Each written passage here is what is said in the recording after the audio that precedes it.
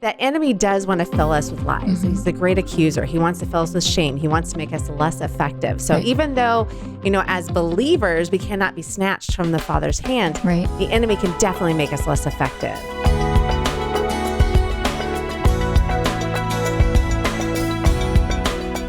Lies that homeschool moms believe. And then we kind of started talking. We're like, and we're also going to share the truth to combat them, because John 10:10, we know that we have an enemy that comes to steal, kill, and destroy, right? We don't just get a smooth sail along in this life.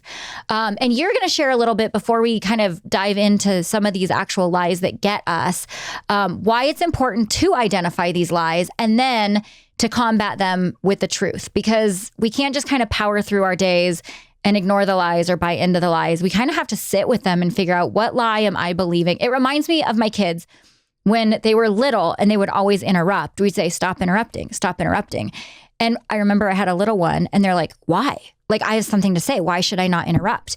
And we kind of had to talk and go, okay, what is the lie that you're believing that would cause? It's what I have to say is more important than what someone is already saying. So I'm going to cut them off with what I have to say. And when we got to the root of why interrupting, we were believing a lie. Our lie is that I'm the most important, right? And then fast forward, and we're all older now, and we still have all these lies that are coming at us that derail our days as homeschool moms. So you've shared a lot about why, and just tips and tricks to like identify a lie and combat it with the truth. Will you kind of share a little bit about why the foundation of what we're talking about is important to start with?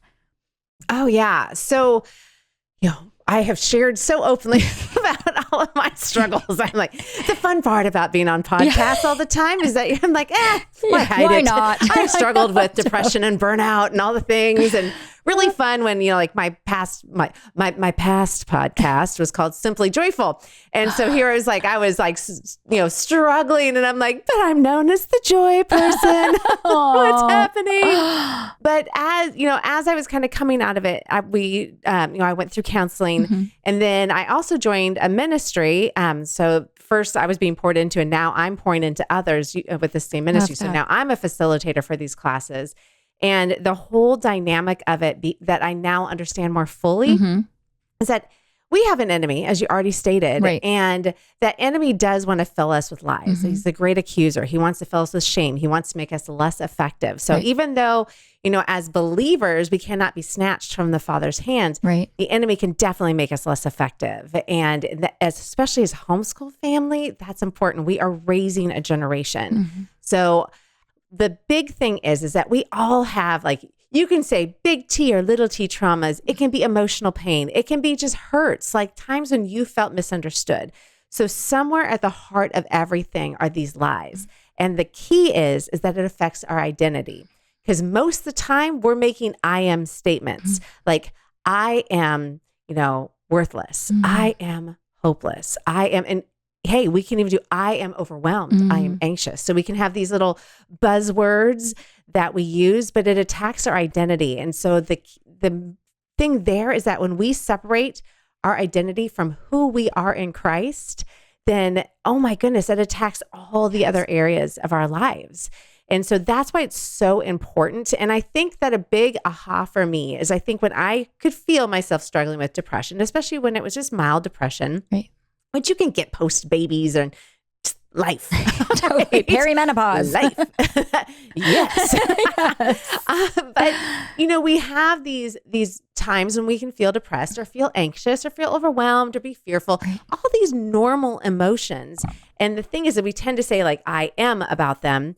But what we're told in the Christian community is we look at verses that are do not be anxious about anything, but in everything through prayer and petition, So we look at that, and then we look at, cast your cares to the Lord, take your thoughts captive, all of these wonderful, renew your mind. Those are excellent verses. And they talk about the importance of needing to do that. But then we're left with, how in the heck do we do that? Right. And so what I've learned, especially through this ministry that I've been a part of and working with a lot of different moms and just women. In fact, I'm leading a young adults group right now. And it's so amazing to see, even in your 20s, you can have issues. Wow. I look back, those are the best years ever. How could we have issues? But it's true. I know. Yeah. I know. It's crazy. But what I like to share with people is that we have to identify the lie. And so that's what I know you and I are going to be talking about, is identify the lie that we're believing, because we have to find the correct truth, which is not always the opposite. Like, I think you and I were like texting or emailing. I'm like, so the biggest one that I hear is that people will say, oh, I don't feel like I'm enough. Right. Well, then we almost want to say the opposite of like, no, I am enough. And it's like, no.